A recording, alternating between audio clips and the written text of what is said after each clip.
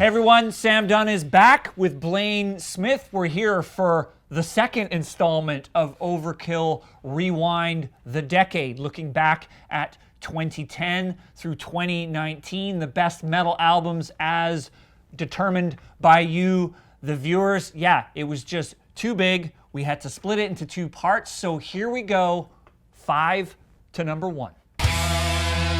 So yeah, as Blayne mentioned, we have a tie at spot number 5. So sharing that spot with Power Trip is Carcass, Surgical Steel, which was released in 2013. Of course, Surgical Steel was the 6th full length by Carcass. Their first album, of course, since Swan Song, which was 1996. So not unlike Tool and some other albums that got released this past decade. A huge amount of anticipation for this album.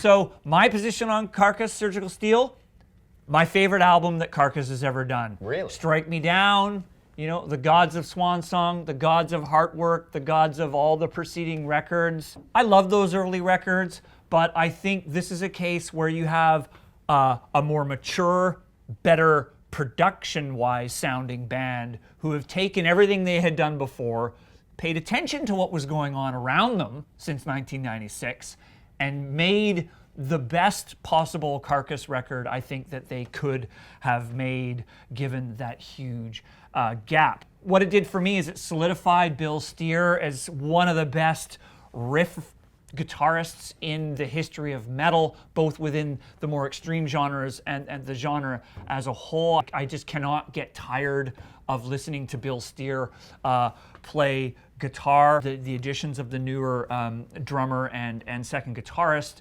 just a phenomenal sounding band. And of course, Jeff Walker still holding it down with his wry, Northern English kind of sense of humor where you're never quite sure whether you should be taking this guy seriously or he's just sort of having a fucking giant piss take at your expense. But this is an album for me that just gets better as it goes. I love the fact that the intro is called 1985, and the intro is like right out of 1985, from Thrasher's Abattoir right through to the later songs in the record. I was listening to Mount of Execution before the review, and that might be the best song in the album. It's the last track. This is an album that's just jam-packed full of fantastic riffs, so many phenomenal ideas, great lead work, really not a dull moment. I remember when they released in advance, Captive Bolt Pistol, I think was the song they put out before the album came out, and it was like, it was a flurry of texts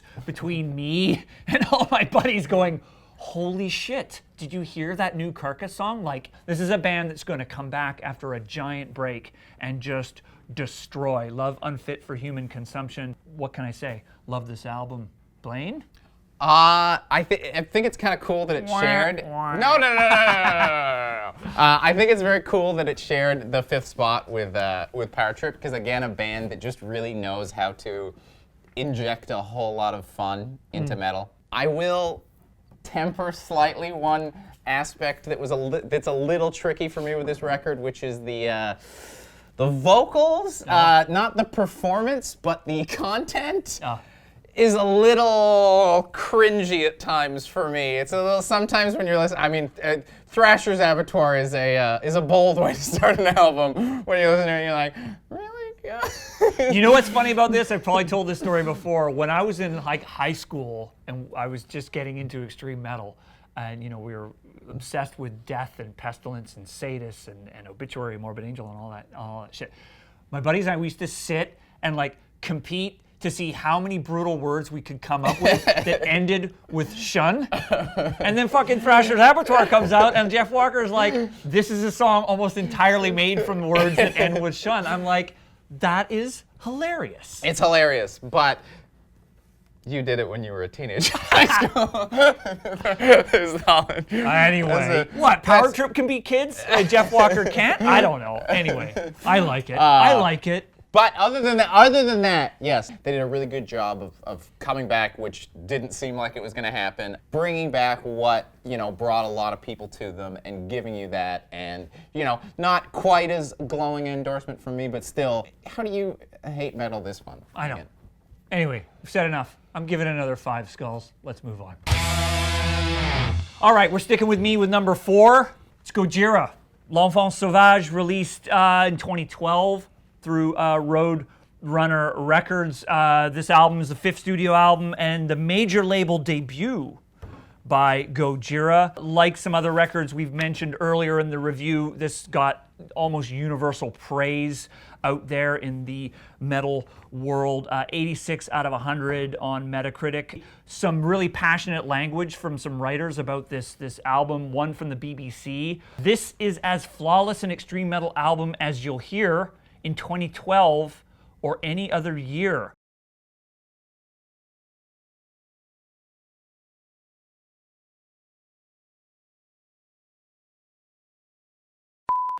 This is my favorite album of the 2010s. If there's an album I would want to hand to someone that doesn't listen to a lot of metal, who said, give me an album that you think is cool, that represents metal, I would hand them L'Enfant Sauvage. This, to me, is about as perfect as a metal album can get. I've listened to this album a fucking lot since it came out. I think it was an improvement on their previous albums. I'm a huge fan of the band. It was much stronger, in my opinion, than Magma, which of course is the more recent Gojira album. Gojira is kind of one of those bands that has it all for me. They've got incredible musicianship. They have emotion in extreme music, which I think is a hard thing to achieve generally. I find the songwriting to be so well crafted, and they sing about and stand for a lot of issues that I really connect with and speak to me as a human being. So what can I say? The Gift of Guilt might be the best metal song that I think has been made in the last 10 years. And I mentioned the influence of Tool earlier. I actually don't know if Gojira are Tool fans, but there's a kinship there. Gojira to me is like the better version of Tool, the heavier version of Tool. Strike Me Down, Gods of Tool. Explosia, title track L'Enfant Sauvage. Can I mention Gift of Guilt? The way that band performs that song live as the closer, it is nothing short of phenomenal. I can't say enough good things about Gojira. They're probably my favorite metal band walking on the planet right now. Yeah, this is definitely another one of the least surprising additions. Yeah. The thing that actually surprised me, though, was when I saw that it came out in 2012, I was like, that can't be right. Yeah. It feels like the band has had such an impact and is transcended to that, like, festival headliner, upper tier kind of echelon. And I was like, wow, it's crazy that that's happened so, like, that so much has happened in that short a period of time. It really feels like this came out in, like, 2008, and, you know, then they kind of transcended over and then got tapped up. But, you know, really, I guess all it takes is one record to really kind of take that next step to the Mount Olympus of metal.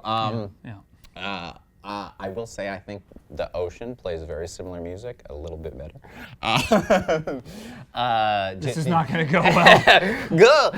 But yeah, the thing that I like is they do bring emotion and they do bring so much, but unlike so much progressive metal, they don't do it soft.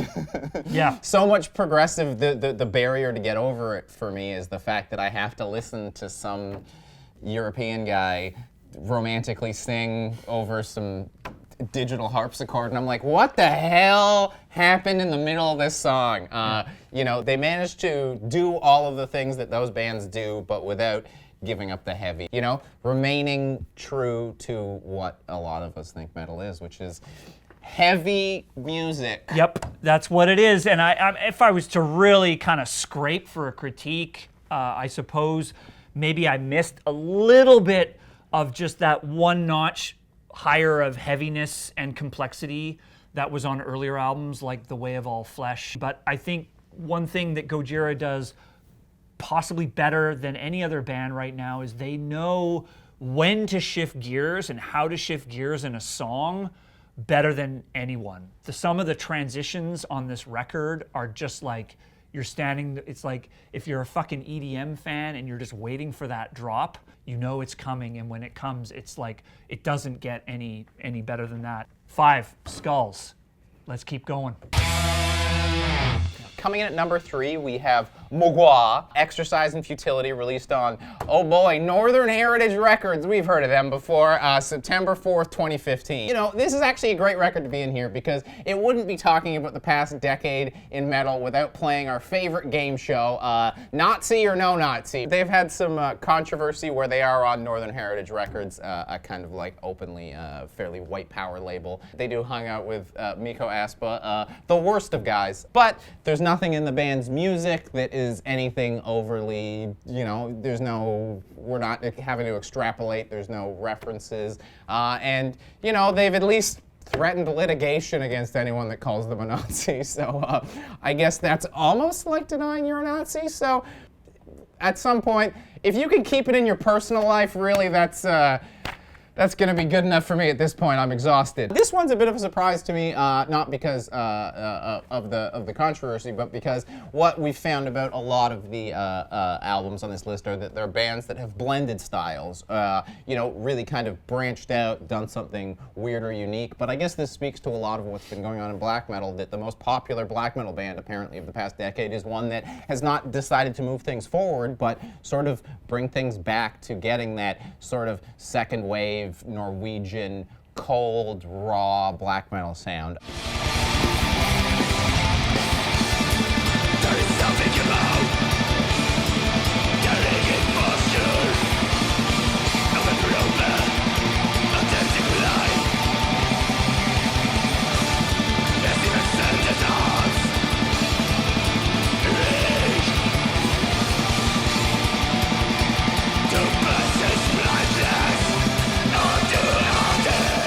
What they do differently than a lot of bands that I think does cause them to stand out, though, is really not just have blast beats for drumming. On 2, the drumming is just really, really something to behold, which is not, you know, technically black metal drummers are generally very skilled, but creatively they can fall into their toolkit a little bit, which isn't a problem here.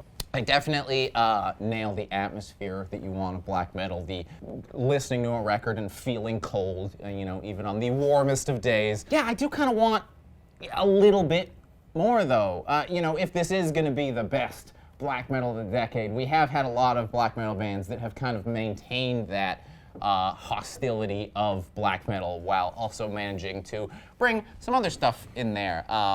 And that's kind of what I would want out of a black metal band on number 3 spot on the list, but... No comment. So we could just rate it and move on. Just get a better record label. Stop hanging out with Miko Aspa, and then we're totally cool, guys. I guess 4 out of 5. It's a really good record.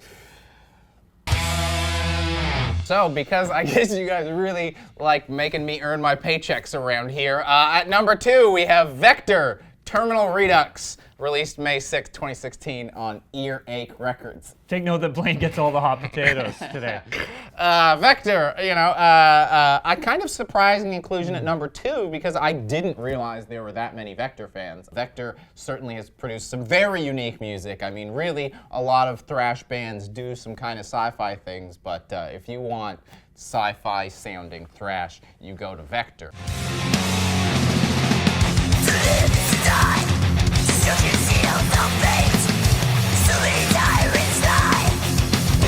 The gates, routines at an end, with marches up to amend. Where in the future lie, if it is a time to break. So bring up to me, moving mastery, as a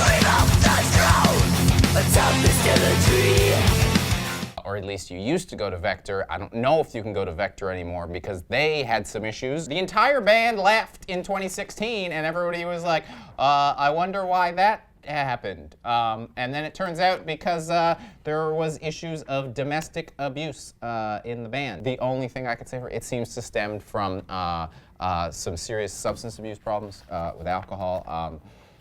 Hopefully, dude can get some help, fix his life. But yeah, it is, I mean, like I said, if you want sci-fi thrash, this is really your go-to. I mean, it's one of the most unique bands in a genre that is kind of chronically not unique. Yeah. You have clean female choir vocals, but it's still a heavy record. You have progressive thrash that is truly progressive. So certainly understandable that it got on here for, really, like I said, being a unique thing. And I do think Vektor has spawned, my Metal Monthly, there's every other month I feel like I'm including a band that's thrashy, that have worked in some cool sci-fi, and I feel like that's because of Vektor. Yeah, I mean, setting aside the controversy and the personal issues from a pure musical standpoint, I think Vektor is to be credited for carving out a unique sound, which is really difficult as a younger band, especially, as you mentioned, in the sort of subgenre of thrash, because that sound, there's only so many places you can take it. There's a certain, and I don't mean this in a negative sense, a certain orthodoxy to it, certain tropes, if you will, that are part of the DNA of thrash metal. But I gotta hand it to Vektor. I mean, they came out on this album with some really, really unexpected ideas and concepts, and the way the music shifts. It's quite a phenomenal record. It's really the record for Voivod fans that wanted a dash of extremity just sort of shoved right on top of Dimension Hatros for those who are Voivod fans out there. So it definitely scratches that itch, I think, for a lot of people who love the heavier side of metal but also crave that progressive side as well. Again, no one has done it quite like Vektor. I remember when I reviewed this record back in 2016, I was pretty blown away by it. I was like, holy shit, like, have I been living in a cave? Like, I just didn't see this thing coming. My only critique of it is that it is arguably too much. And maybe I'm the old guy, I don't know what it is, but it's sort of like, for me, it almost takes it to the point of being unlistenable. And I have a pretty high tolerance for like note dense, time signature shifty, abrasive, intense music. It's what I love for the most part. But this album loses a bit of its anchor. I think it loses a bit of its center at some point, and that would be my only critique of it. If they had just taken, it's rare I say this, I ask a band to take the foot off the gas, but if they had kind of tapered that off just a bit, and fuck, man, when you got a good riff, there's nothing wrong with hitting it for 16 bars. Like, just give it to me. Part of the beauty and the power of metal is repetition, and there's nothing wrong with that. Some of the best moments of metal is when someone just sat on one idea for fucking a minute because you can't get enough. So there was always that feeling with me with this record where I wished they had done that a little bit more. But yeah, controversy aside, it's a pretty incredible record. Yeah. Another one, I think 4 out of 5 is how I feel about it. Yeah. So, I am not allowed to bang on the desk, so I cannot do a drum roll reminder. Shredders of Metal Drummers edition coming soon.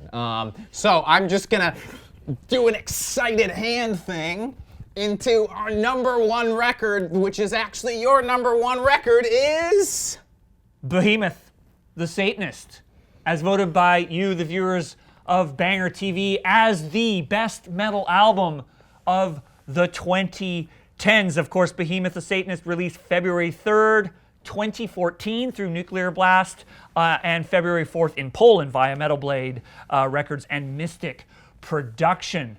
Behemoth, one of the legends now, I think it's fair to say, of what some people call death metal, what some people call black metal. I think what we're talking about is some merger of those two, and arguably this is a band that kind of has defined that merger and been on the front end of kind of collapsing some of the subgenres of metal.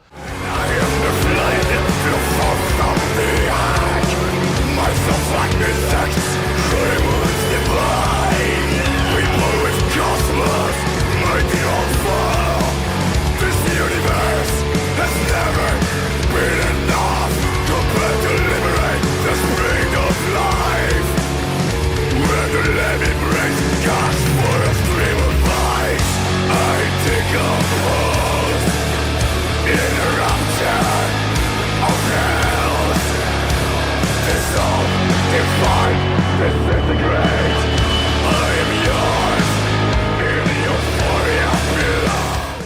this was a surprise to me.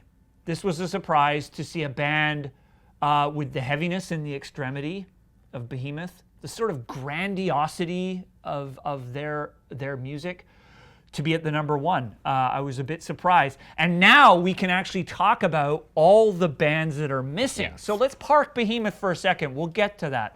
But I think arguably the most fascinating aspect of this top 10 list is what is missing. So the 2010s saw an album released by Black Sabbath, an album by Metallica, 2 albums by Iron Maiden, 4 albums by Ghost, 2 albums by Slipknot, 2 albums by Lamb of God, possibly 3 albums by Killswitch Engage. The list goes on. We've seen a decade with releases from the biggest bands across the genre, and fascinatingly, the Judas Priest at number 9 was the one that kind of squeaked in there. That would have not been what I would have predicted. As a sidebar, we'll get to Behemoth, but I'm fascinated by the fact that the viewers of BangerTV are leaning much more towards the future, towards, to your point, Blayne, bands that are melding genres in ways that we haven't really seen before. Sure, there's some, with the Carcasses of the world in here and the Power Trips, there's some just fucking straight down the pipe metal here, but I think by and large, we're seeing an embracing of bands that are taking disparate elements of metal and styles outside of metal and forging a whole new sound. So the Satanist, this was really interesting to me because I listened to the Satanist preparing for today, and it was like your reaction to Gojira, it was like, holy shit, I thought this album came out 20 years ago. And the reason for that is there's a handful of songs on this album that are Behemoth staples. They're classics already, and they've only been around for 6 years. Blow Your Trumpets, Gabriel being one, and of course, Ora Pro Nobis Lucifer, I think one of the best songs Behemoth has ever created. I'm like, this song's only 6 years old? This is like a pure classic of Behemoth. So that's one sort of reflection I had listening to this record. I was trying to figure out what everyone loves about this record. What I found in re-listening to it was Nergal has a way, he's been able to find a new way of expressiveness within extreme metal. His voice, I think, and his vocal style is so distinct and so extreme and intense and menacing, and yet it's almost it's borderline like spoken word, like he's talking to you. It's like there's a preaching kind of quality to this that I think sets him apart from everyone else. I think what it does is it gives this kind of layer of emotion, like when he is singing on the Satanist, it really fucking sounds like he's believing what he's talking about. And I think that is really at the core of the talent that Nergal has, not to mention the cinematic, bombastic quality of this album. This is a big record. This is like John Williams shakes hands with the devil. This is big music with horns and kettle drums. The level of scope and ambition on this record, I think, far surpasses anything else on this top 10. Even a Tool, as expansive and ambitious as they are, it's in the Tool lane. Yeah. I think what Behemoth did on this record is they just fucking bashed down a whole bunch of doors. I gotta say, I didn't listen to this record a ton when it came out, but because I've seen Behemoth a lot in recent years, because they've been touring like motherfuckers, had a new appreciation, I think, for the stage presentation and the aesthetic of the band. But listening to this record gave me a whole new appreciation for it. Yeah, it's interesting that you mentioned that they blend black and death, but you didn't say they were black and death, because when you hear something's black and death metal, you hear a certain sound that isn't really present here. This is Behemoth Black Death, the Black Death maybe sound. Now, personally, I'm much more in touch with the kids, so I was not surprised at all to see this as the number one. Really, they do seem like the band that has really kind of transcended and ascended the most out of any band in the past decade. You know, it's funny that you mentioned that Ghost wasn't on this list, because I feel like if you could make a movie where Ghost is basically just a Spinal Tap joke of Behemoth, because there's a lot of the similar things. You know, there's the kind of, you know, he's a Pope figure. He is kind of sermonizing. You have, you know, I feel like the stage show is as much as important to the band as the music, and part of their popularity is in large part because of their stage show. But when you do have the music behind it that is also what people want, that's what causes it to be number one on the list as opposed to not on the list at all. Because at the end of the day, I mean, metal started, continued, and one of the things we love is a complete package, right? You know, I mean, no one's calling Iron Maiden hack for having a bunch of animatronics on stage. That's one of the best parts about going to see them live. So I think finding a way to kind of bring that the charm of the old stage shows and the kind of big theatrics and bringing that into a modern era in a modern way has really kind of been what this band has done to earn that number one spot, is you know, create that full package, that complete metal band. I mean, we've seen them in the daylight do it opening for Slayer, and it still has an impact. You know, when you're in an open air and it's 4 p.m. on a Saturday, as opposed to seeing them, you know, at midnight in a dark club. So, you know, really kind of being able to, you know, make music that seems evil is what a lot of us want. That's right. And apparently it's what most of our viewers want, and I can understand it. I think part of what Behemoth has done too is, and obviously because it got voted number one, is they bringing in a diverse audience too. Like, I think, you know, seeing Behemoth live, men, women, you know, kids, you know, to middle age. This is a band that has created a certain style of Black Death metal that is bringing a lot of people in. I think what deserves credit here is you can feel it and hear it on the record without even having to see them live. Like, I think if you listen to the Satanist, never seen Behemoth live, it's like you can kind of see it. For lack of a better word, it's sort of an orchestral sensibility. There are pure orchestral elements on this album, but I think there's a sensibility to the way the music has been crafted, and the production of the music has an orchestral sensibility that has the ability to draw a lot of people in. To your point about, I mean, this was a decade of Behemoth. I think you're right. I think it was a decade of Gojira. I think these were two of the great ascendant bands of this decade. I think maybe the previous decade belonged to the Lamb of Gods and the Mastodons and the Opeths, all of which, I should add, put out great records this decade. But I think as an ascendant decade, it belongs to those two bands, and perhaps also Amon Amarth, who also put out 4 records this decade. That Behemoth is in that ascendant pack. So I mean, although this was an album I didn't listen to a lot when it came out, Behemoth is not my favorite metal band on the planet, but in the context of this list and in context of the feedback from the viewers and in revisiting it, this is a pretty incredible record, and I think I'd be an asshole not to give it 5 out of 5 skulls, because I'd just be trying to prove a point, and there wouldn't be any point to proving that point. So there you go. Behemoth, the Satanist, number 1, 5 skulls here on Overkill Reviews The Decade. So there you have it. Behemoth, the Satanist, voted the top metal album of the 2010s by you, the viewers of BangerTV. But before we wrap this thing up, we're going to go through some runner-ups. Runner-ups, yes. At number 15, we had Cattle Decapitations, the Anthropocene Extinction. At number 14, we had Gorguts, Colored Sands. At number 13, we had Sleep, the Sciences. At number 12, we had Iron Maiden, the Book of Souls. And at number 11, we had Mastodon, Emperor of Sand.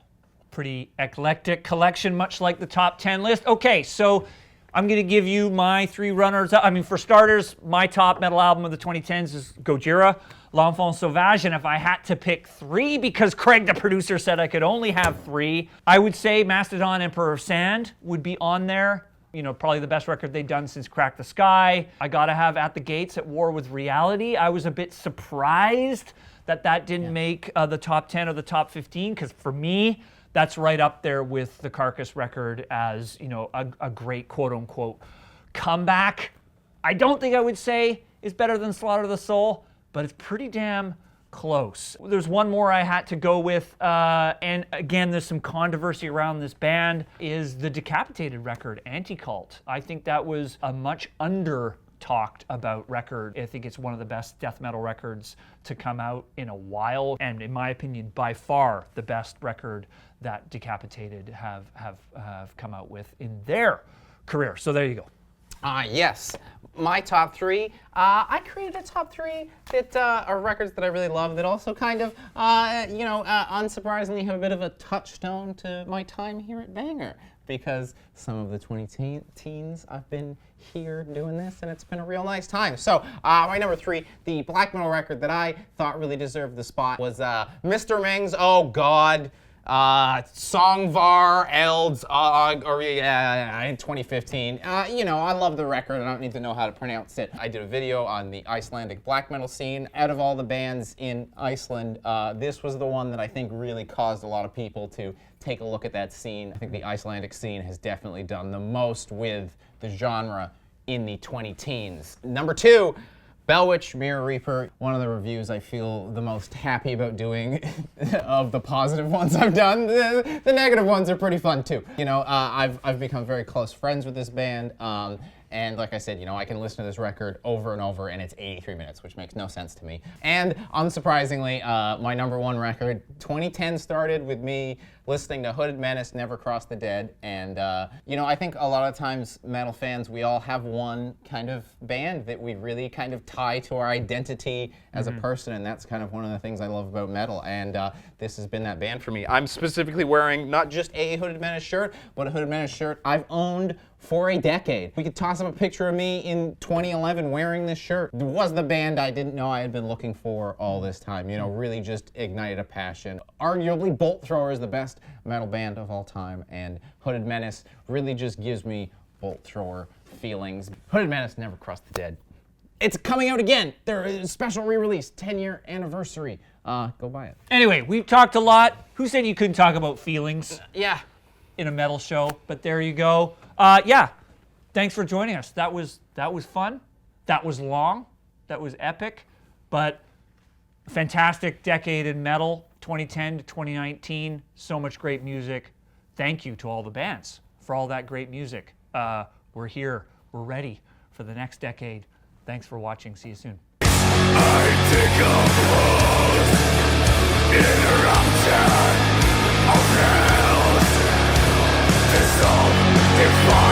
Disintegrate.